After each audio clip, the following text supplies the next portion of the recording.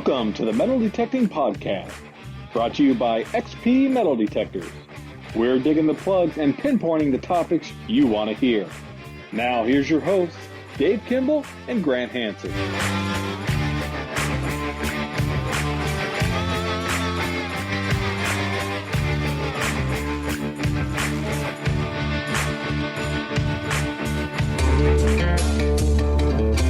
This show is brought to you by XP Metal Detectors.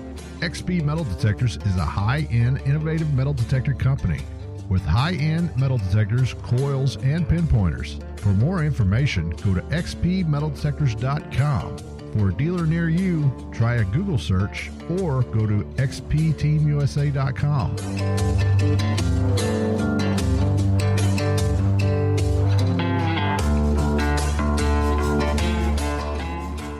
Hello and welcome to the Metal Detecting Podcast. I'm your host, Dave Kimball, coming to you from Central Oklahoma, and I'm joined today by my co-host, Grant Hansen, coming to you from New Jersey. How you doing, Grant? I am doing well. How are you doing today, Dave? I'm doing pretty good. Good. Have you been able to get out and detect it all? I know you've been finishing up with school and taking your final exams and everything. I got out a little bit, not as much as I want to, but I don't know. I don't like cold weather, and right now it's like in the 30s and windy, and I don't know. It's not bad for some people, but for me, I don't like it. No, my friend James and I were talking about going out tomorrow, and we're just like, man, it's going to start off at 15 degrees and then get up only to the mid-20s. And I'm thinking, I'm just not that desperate to get out right now because I've gotten out quite a bit. So I was like, I'll wait till we'll see what next weekend has to offer. Yeah, that's a big no for me. I mean, here it's like maybe upper 30s, so it's not as bad, but the wind is just, I can't stand that wind. That ice cold, really strong wind is just, I don't. Yeah. And it makes it difficult for someone like me who likes to film. I mean, first of all, the wind, but also I'm bundled up in about 1,000 layers. I've got mittens on with hand warmers, and it's just like trying to manipulate a camera at the same time right. and then try to get through frozen ground. It's just, forget it. Oh yeah. It's just, I don't know. I can't wait till the warm weather hits. Yeah. What do you think? We got another month, 2 months, maybe 3? I would say 2 months, probably into March, and then we'll start hopefully warming up. Hopefully perfect time for Digstock Minie, which we'll be talking about later. Yeah, Digstock Minie. And don't let that Minie discourage y'all, because it's nothing mini about it. It's a lot.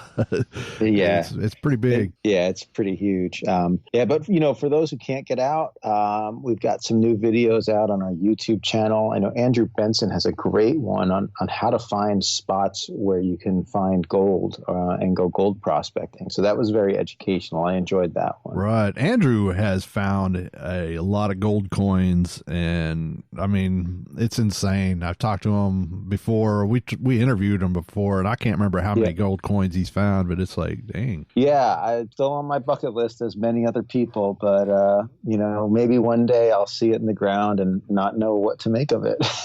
Yeah, definitely watch his video, and maybe he'll give you a tip, a hint of how to find a gold coin. Yeah, I mean, he's the right person to talk to, but he's also going out and finding like little nuggets and specks and panning.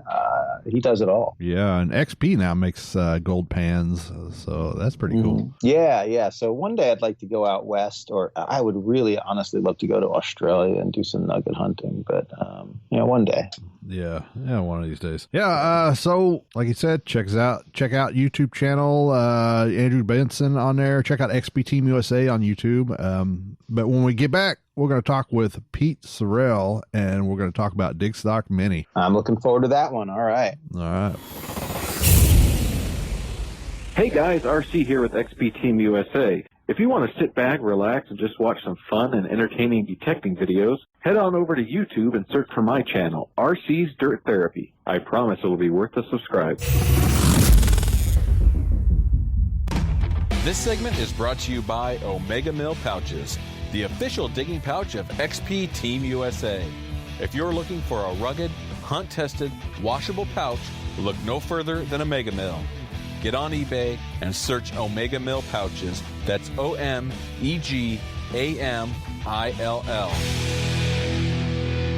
Tonight we welcome back one of the organizers of the upcoming spring detecting event, Digstock Minie. We'll also try to ask all the questions that are on your mind, whether you are already registered or you're still thinking about registering. Let's give a warm welcome to Pete Sorrell. How you doing, Pete? I'm doing great. How you guys doing tonight? We're doing all right. Welcome back. And, last time we spoke to you, I think we were over 6 months away from Digstock Minie, which is going to happen now in just over 1 month in Greenville, North Carolina. You must be pretty excited. Oh, man, I can't wait. I'm really, really excited for what we've got planned. And I know that everybody that we've spoken to so far is in the same boat. They're very excited. So we're just trying to get all our ducks in a row and, hopefully everything goes off without a hitch. Oh, yeah.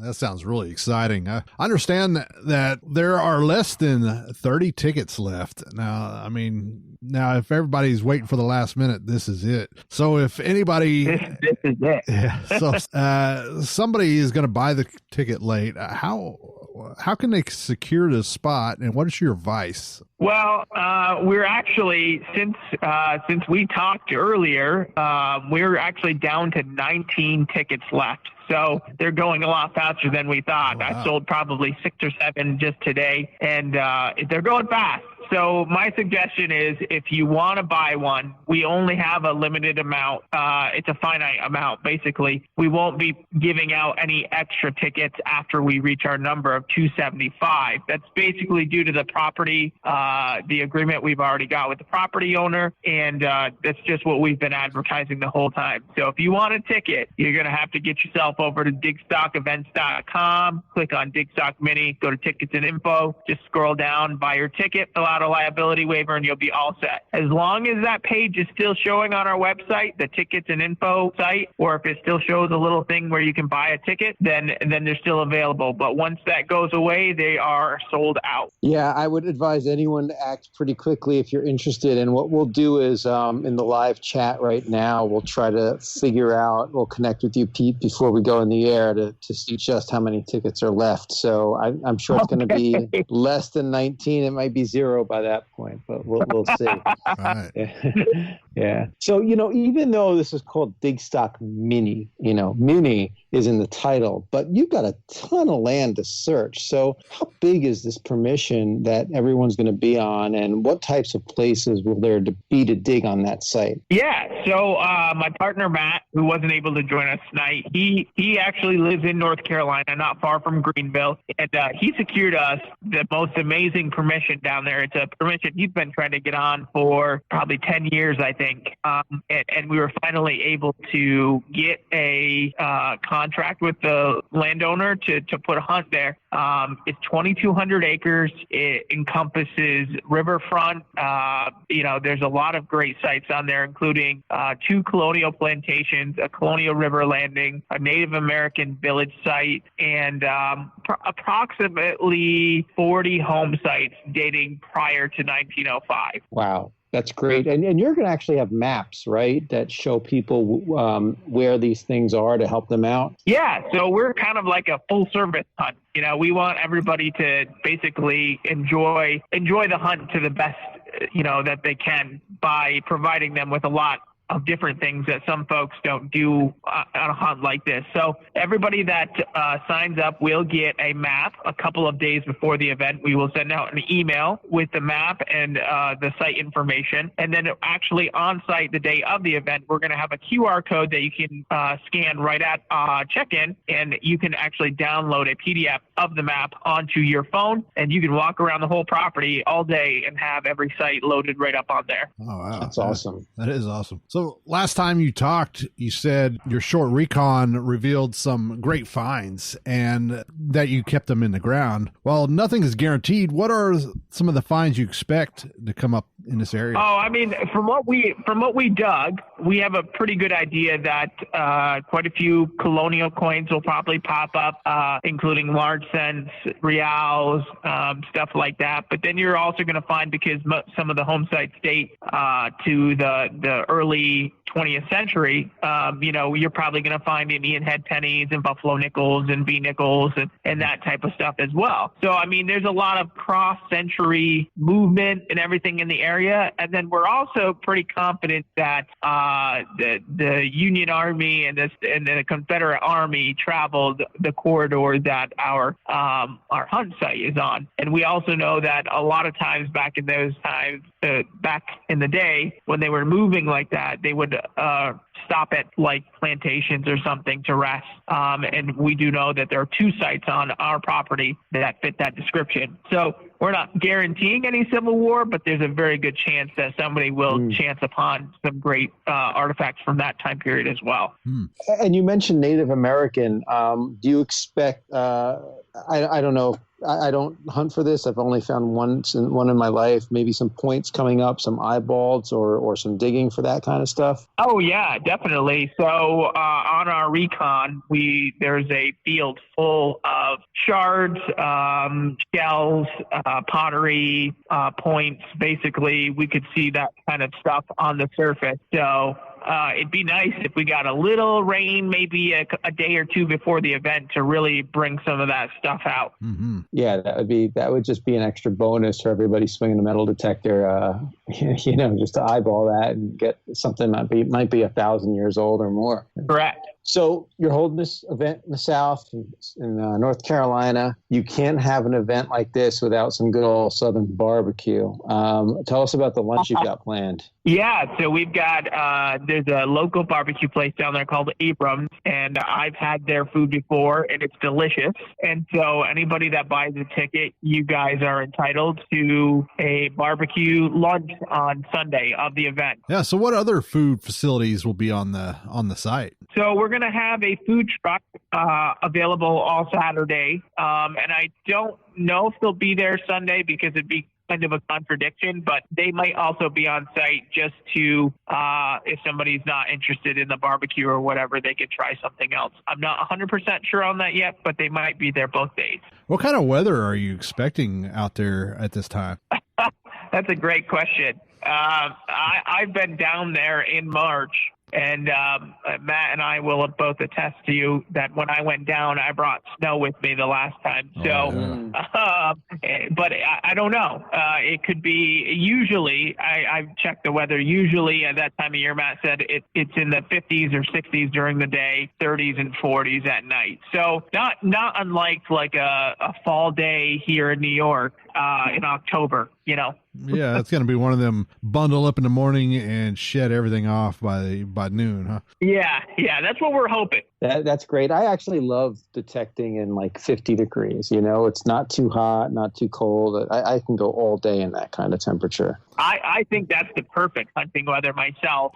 When I go hunting, fall is my favorite time to do it because during the summer, some days are too hot. And then during the winter, obviously, some days are too cold or the ground is frozen. But that 50 to 60 degree range, that's where I excel. I love that. Oh, yeah. I don't know about up there, but I know down here, the winter's best because it's less snaky. Yeah. But I think you're going to get at least one maniac who's going to start that cold morning off in his shorts and work boots or something like that. You'll get that one guy. It wouldn't surprise me. We got folks coming from, the last time I counted, which was a couple weeks ago, 32 different states will be represented. So it's definitely going to be a hodgepodge of folks, so you never know what they're going to be wearing. With that many people, are you doing any kind of COVID precaution? I know we're still sort of in the pandemic. Vaccines are coming out, but or is it just going to be up to everybody to, mask up if they want, keep their distance if they want? Well, we're going to do our best on our part to make sure that everybody is as safe as they can be from our standpoint. We've got a bunch of single serve hand sanitizers that'll be on site. We've got some big bottles of hand sanitizer. We've got disposable masks for anybody that wants them. And we've got, along with our porta potties, we also got a couple of wash stations to help out, kind of keep everything clean. And, we're going to try and limit to at least, maybe 1 or 2 gatherings, but hopefully we can keep everybody spread out. And we're just going to do everything we can as a business to do our part. But it's totally up to whoever comes if they're going to choose to acknowledge those what we provide. If they want to wear a mask, great. If they don't, that's their decision. But we're going to do everything on our part to make sure that we keep everybody as safe as we can. All right. I know this was an unforeseen circumstances, and y'all been planning this for quite a while. Did that take a hit on the prices of everything? Do you wish you would have raised the price a little bit more to cover all of that? No, because we really think that there's a lot of hunts out there that I feel like are unaffordable or unattainable. And, this isn't a particularly cheap hunt, but we feel like the quality of what we're doing is very, very good and on par with hunts of the same caliber. So like our big hunt in New York, we have just as much property, but it's more of a family-friendly centered event. So that one's very attainable for most families to come up, spend the whole, weekend and enjoy a good time. And when we created this event, although it's kind of turned into something a little bit different, was we were gearing towards, experienced hunters who've been to this type of event before, but we welcomed everybody. And that's kind of what happened. We have a lot of newbies coming in who've never been to an event like this before. And that's just fine by us. We're happy to help out. And I've always said that I've been to events like this before, and I always had a kind of a pet peeve that I was never given the right amount of information, or a lot of my questions weren't answered. And so with our website that we created, we tried to alleviate a lot of that, as well as providing a phone number where anybody could call us at any time and have a conversation. And if I don't know the answer, I tell folks I don't know the answer, and I'll get back to you. But we've got a lot of folks on board just by having good conversations with them. Yeah, I think that's awesome. Yeah, I think the whole family-friendly thing makes me smile. I remember being at an event once, and I'm trying to search around, and I heard that telltale Garrett ding ding super loud coming around, and I was like, someone's detecting without headphones on, and they know I shouldn't do that. And finally, I saw who it was, and it was a mom helping her kid, and the kid was swinging. I'm like, you know what? That's all good, and that made me happy that someone was out there teaching them what to do, and so that didn't bother me. I love that kind of stuff. Yeah, and that's what our big event is geared more towards. We're having a big top 10. We've got a bunch of vendors. It's going to be really good for that type of thing. And then I believe NACA is actually sponsoring our Kid Zone, where we'll have specific prizes just for kids. And then somebody or a couple of volunteers in there helping kids learn how to use the machine. Oh yeah, nice. That's pretty nice. And you're going to have a bunch of contests and giveaways, right? So that's good for both kids and adults. What do you got planned for that? Yep, that's definitely. Yep, and even our mini event, NOC is going to be providing us with some kid-oriented machines to give away as well. I think we probably have 10 or 15 kids, 12 and under, coming to the mini event as well with their parents. So, we're just trying to, foster the hobby, and anybody that's willing to give it a shot. Yeah. Oh, yeah. So you mentioned Nocta. What other sponsors have stepped up for the event? Well, so for our mini event, we've got XP, we have Nocta Macro, we have Fisher, Bounty Hunter, and Technetics, or First Texas Products. And then we also have American Digger magazines on board. They'll be there. Butch Holcomb will actually be at the event. They're a great magazine if you ever want to get into relic hunting or see what everybody finds. That's one of the best on the market. And Butch does a great job. He'll be at the event. And we've got a couple other little vendors, or not vendors, but sponsors that are on board, including our barbecue place. Our food vendor obviously is a sponsor as well. But yeah, it's going to be great. It's not nearly as big as the one we have in New York, but we also wanted to have a group out. So we got some great prizes to give away. Everybody's been very generous with their donations as far as the manufacturers, and it's going to be a great time. I know a lot of people are going to walk away very happy within the prize situation, and then as well as the fine situation. It definitely sounds like that. And I believe your event is also helping support a charity. Is that right? Yeah, that's correct.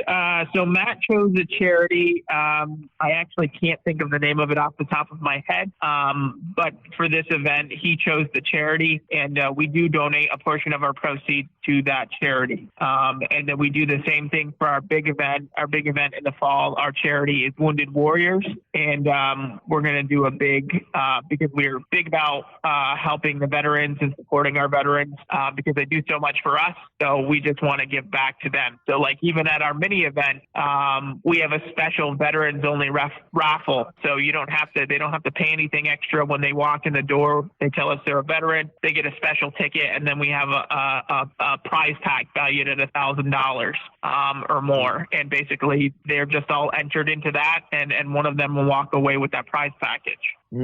That sounds amazing. Yeah, it does. Okay, so let's say I'm attending and it's the morning of the first day. What should I expect logistically as far as parking and seeing tents and stuff? Yep. So this is something we just, my sister, who's going to be helping us at registration, suggested. If you guys want to bring a camp chair or something along with you for lunch times and stuff, we suggest that. That's just a quick suggestion. So when you show up in the morning of the hunt, if we don't have any sort of meet and greet the previous night, which we're still unsure about, we will notify everybody by email if we do something along those lines. But if you show up on Saturday morning, everybody's going to park. We're going to have a registration table where everybody's going to come up. All you have to give us is your name, and we have a master list, and we'll check your name off. You will get a goodie bag provided by Knock the Macro that will have 3 free raffle tickets in it, which we are giving to you. We will get a band that you put on your detector so we know that you're supposed to be at the event when we're roaming around the property, and anything else that we choose to put in the little goodie bags. There might be some stickers and stuff like that. And then if you also ordered a t-shirt or anything like that, that will also be kind of all in the same line. We're just going to kind of push people down the line, and you'll be able to pick up your t-shirt orders right from there.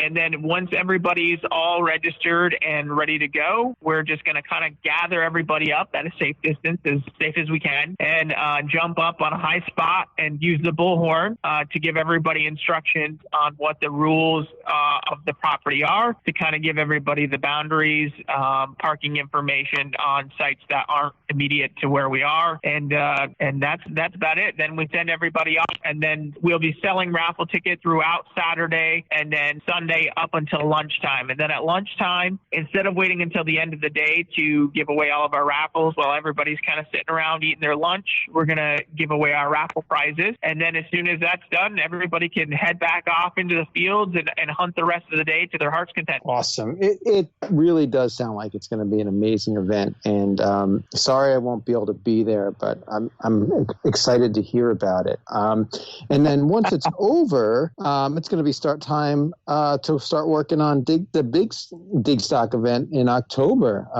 which I'm sure you've probably already started working on. Yeah, I mean, thank God we had a lot of that stuff in place last fall, and all of our local vendors we'd already made large investments into making sure that the big event was going to be great. All the local companies that we've been working with, providing our tents and tables and then everything else, our food vendors, our beer vendor, everybody's still on board for next year or for this year, this fall.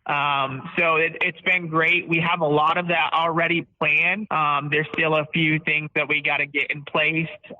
And we're changing a couple of things up. So like right now, you can't buy tickets for that event, but as soon as our March event is over, we're going to have it. So that mini event won't be visible on our page anymore, but we'll show finds and great stuff that was made at that event, because we're hoping to do the mini event every year, or at least one mini event every year. So going forward, that information will just change from event to event.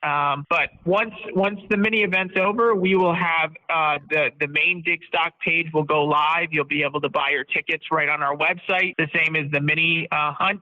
We're actually going to be changing our payment processor, which I think a lot of people will love. I know it sounds boring, but not everybody uses PayPal, and we understand that. So, and it will help us out a little bit to try and decipher who's buying what. And that'll be so basically anybody with a credit card or debit card will be able to use our system without having to have a PayPal account. So that all goes live shortly after Digstock Mini concludes. So we'll basically all the information will just switch over to the big Digstock event, and folks will be able to buy their tickets, fill out their liability waivers, and get all the same information: where to stay, how to get there, what to bring. We like to provide that information, and I think people will really enjoy that. All right, we'll be right back with Pete Sorrell.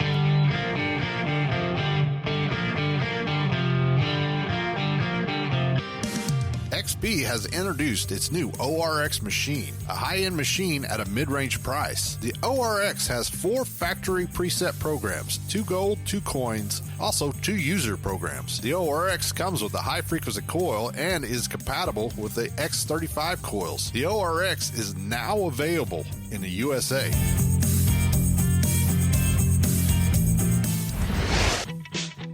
Hi, this is Dave D. Hi, this is Sonia. R.C. Dunn. This is Alan. Yeah. We're the Minnesota Beach Boys. This is David Kimball. This is Grant Hansen. Lynn Quellen. Cameron Macer. Pete Sorrell. And we are XP Team USA. You're listening to the Metal Detecting Podcast.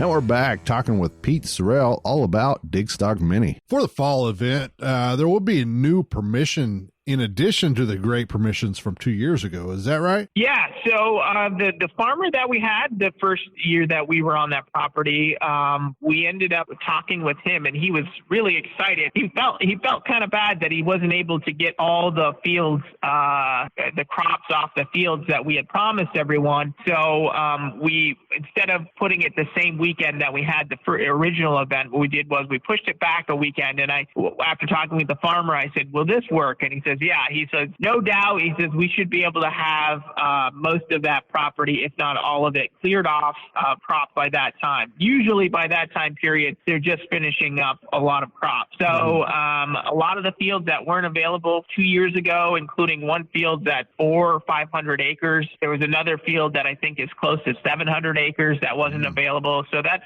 1,100 new acres right there that'll be opened up to the event. And we're also working with other landowners in the area that have adjacent properties to open up some of that land as well. So it's going to be great. The farmer we worked with last time, we're going to have the event hopefully in a more sheltered field. If anybody attended the last one, it was quite the adventure, kind of right out in the middle, right along Lake Champlain, and the winds whip up there. So anybody that's attending that event, just be prepared. It's October in New York, in the North Country, is a crapshoot. It could be a beautiful. I have a vague recollection of retrieving our tents about an acre away from where we put them up. Yes, I heard a lot of horror stories. Yeah, that was fun. Yeah, it was. Let's just say the first day went a lot better than the second day. We certainly had a lot more tents on the first day than we did the second day. Well, didn't somebody get stuck in the mud? That's the nature of it. Didn't somebody get their car stuck in the mud? Who was that, Grant? I think it was sand, but yeah, I heard a rumor about that too. My next car will definitely be all-wheel drive. I can tell you that. we resolved. That's another thing. We resolved a lot of the issues that we had with the first event.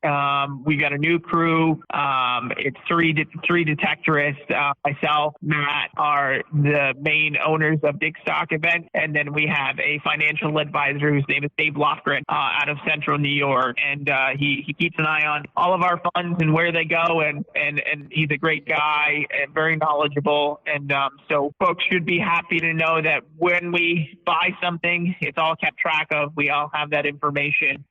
Just, I guess for everybody's sake, to know where everything's going, and it's a great group of guys that we got together to put this thing on. So I'm just happy. I'm really happy with what we've come up with so far, and I'm really excited for what's going to happen this fall. Yeah, that does sound pretty awesome. So we've been talking a lot about organized digs, but you've been killing it lately on your own, going out on hunts and finding some War of 1812 stuff. Can you tell us about that? Yeah, that's my passion. I live in a hot spot area for War of 1812 activity near the Battle of Plattsburgh site. And last year was killer. It was a terrible year for a lot of things, but I did really well in the relic department. I got 3 belt plates. One was a Civil War soldier or Civil War officer plate, sword plate, maybe. I think that's what it is. And Matt was there to see me dig it. And then I ended up with, I'd been waiting 10 years to find a War of 1812 model 1808 shoulder plate. And last year I found 2 of them. So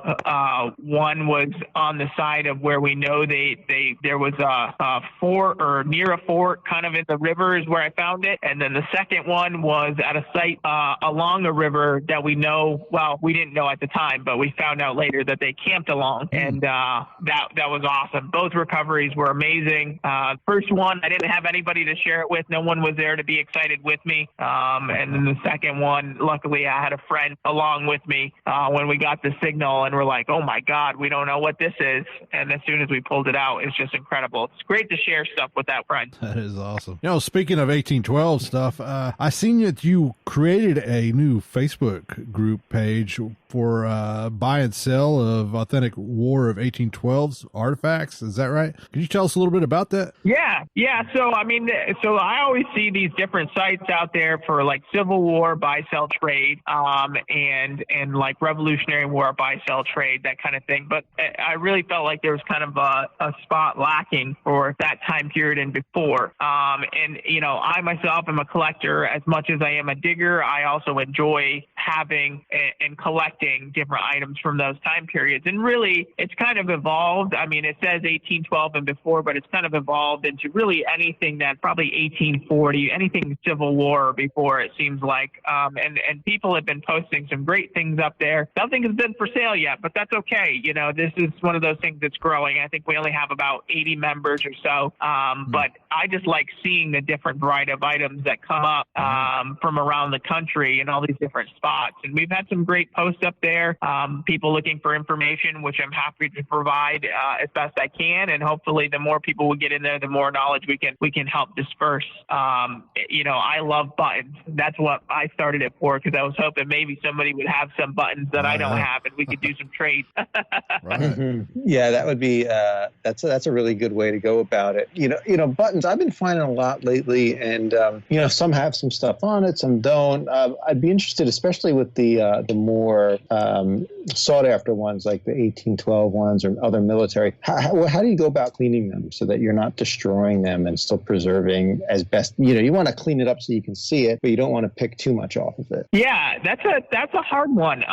You know, honestly, there's a lot of different ways. There's a ton of different ways to clean stuff like that, but it depends on the type of button, the material that it's made of, like a brass button or, you know, those are a little bit easier to clean without breaking. I do know some of those Civil War buttons that have been in the ground a long time are prone to breaking pretty easy or bursting. I've had a couple that I pulled out of the ground and said, wow, and then it pooped and it was gone.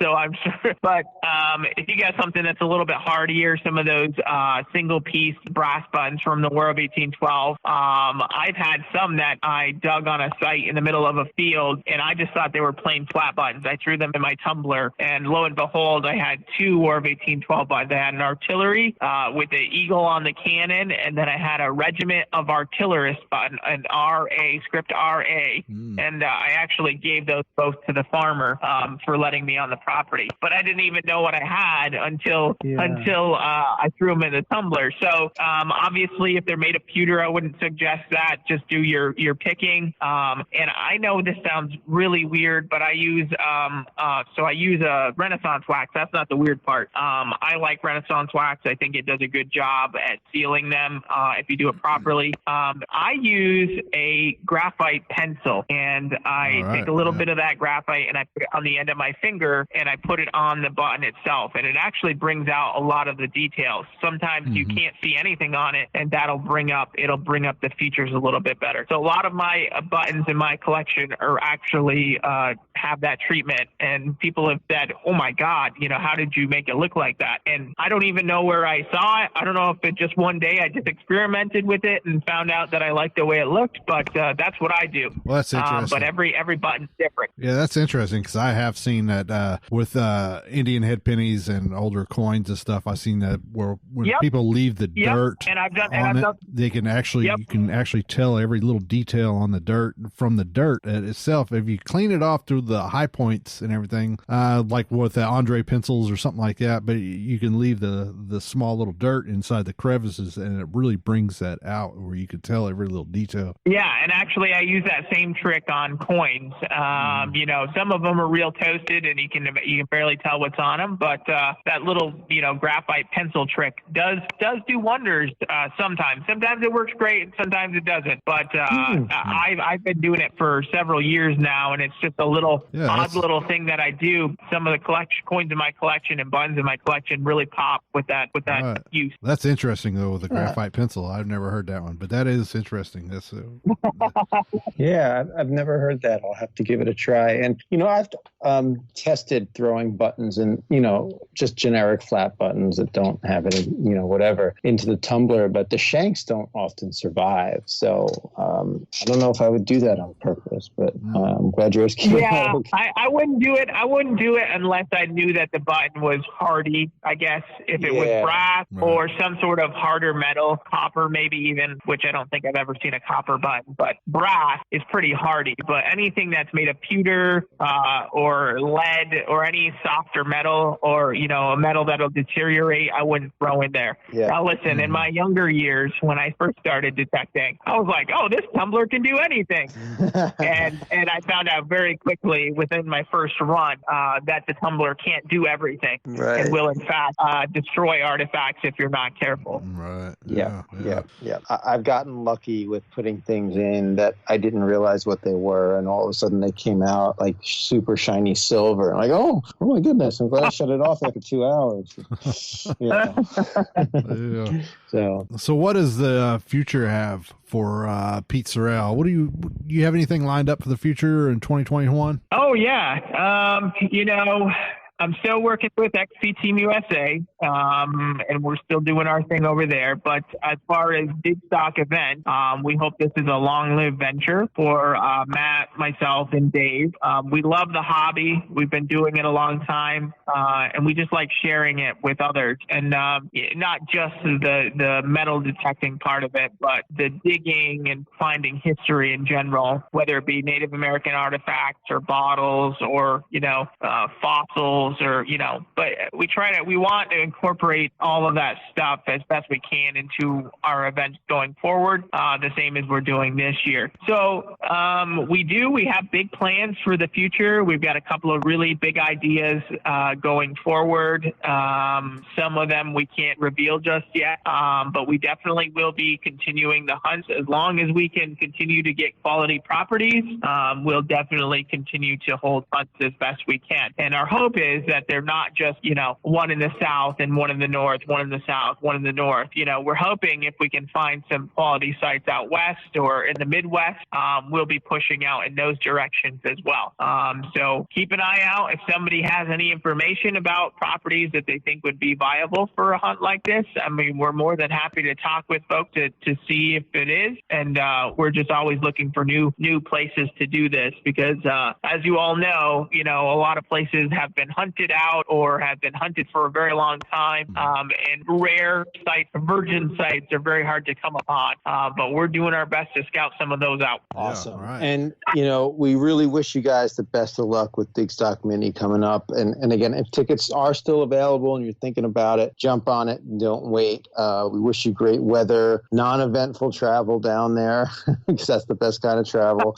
And just an overall great time. I can't wait to hear about it. Thanks. I hope, we put the work in. It's been months and months and months in the planning, probably 8 to 9 months in the planning phase to get this all set up, and we're just about ready to finish it off. And honestly, I don't think this is going to happen, but if all the tickets aren't sold by February 14th, that's our cutoff, because we have to place orders for shirt and food and everything to ensure that we have enough for everybody that's coming. So I don't believe we're going to make it to Valentine's Day, but if we do, that's the cutoff. So 19 tickets left as of tonight, which is January 27th. I don't know if you want me to tell you that, but that's the day we're recording this. And so if there are any tickets left, they will show up on our website. But if that page is no longer there, it will say a big sold out sign for tickets. So if you want one, get one.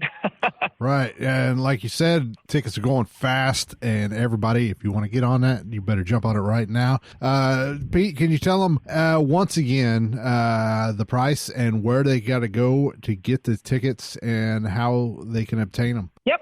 So you go right to our website, again, which is www.digstockevents.com. Click on the Digstock Mini headline. Underneath, there will be a drop-down menu. Click Tickets and Info. And then right there, once you click on that, there will be a little description telling you that you need to go down, purchase your ticket. Once you purchase your ticket, you click back. You scroll down some more. You read our liability waiver. You fill it out. Click Submit, and you're good to go. And you are registered for the hunt. You don't need any physical ticket to bring with you. You just, once you get there, you give us your name. You should be on our list, and then you're all set, and we're good to go. And the Digstock big event tickets will go on sale in March, and those will be under the regular Digstock heading. Digstock 2021, I think, is the name on there. So we're really looking forward to it. We're excited to have everybody out there. We can't wait to meet all these new people, and hopefully everybody has a great time. All right. Yeah, that sounds great. Pete, next time we talk to you, it'll be after the Digstock Mini, and we'll be talking about the highlights, and hopefully we can hear some really cool finds that have been dug up and hear some good stories. It was great talking to you, and like I said, we can't wait to get you back on here. It's been a pleasure, guys. Thank you so much for having me on. Yeah, thank you, Pete. Really appreciate it. All right. Well, we'll see you. Take care. Check us out online at xpteamusa.com. All right, that was Pete Sorrell talking about Digstock Mini. What a cool guy. Yeah, very cool guy, and I really wish I was going to be out there, but I will look forward to later in the year for the other Digstock event. But for anyone who's going, good luck, have a great time, and if you haven't bought your ticket yet and you're thinking about it, I would not waste any more time. Last I'm looking, there's only 15 tickets left, so I would hop on that as soon as you can. Right. Yeah, and when this airs, after this airs, who knows how many tickets are going to be left, like Grant said. So jump on there if you want to go. I mean, this is the last minute. You get on it. It really is. So if you want a spot, go get your spot, and I hope you get it before it's too late. Yeah, and as you said, I really would love to go to that. I mean, it sounds really cool. A lot of land, a lot of history there, and I like how he's doing the QR codes too. It tells you about the land and what to look for, and it's a really cool thing. It's really helpful because there's a lot of people they want to make it a family event, and without having research skills and map overlays and all that, they're going to make it easy on you, and hopefully there's going to be so many different layers of history that everyone will walk away with something good. Yeah. Oh, yeah. All right. So go to our YouTube channel and subscribe to our Metal Detecting Podcast YouTube channel. We're trying to build up some more followers on that. We're going to have some more contests coming up in the future. And also check us out on XP Team USA on YouTube, as well as our Facebook group and XP Team USA News on Facebook, as well as Instagram and everything else. Any social media platform, just type in XP Team USA and you'll most likely find us. Yep, we're everywhere. And if you want any really cool XP Team USA branded apparel, stop over to xpteamusastore.com. We've got a great variety of stuff there. So that's where you can get it everywhere. That's right. And check out Grant Hansen on YouTube also. He's got some great YouTube, and he's also on TikTok. I am on TikTok, yes. And I'm trying to learn the space and get popular with the kids. So if you are on TikTok, TikTok, search for me. Been trying to put some stuff out there, so nice little short videos. Yeah. All right. Well, we'll see everybody February 12th, and we'll see you. Take care. Get that permission, put the coil to the soil, and we'll catch you next time right here on the Metal Detecting Podcast. Brought to you by XP Metal Detectors.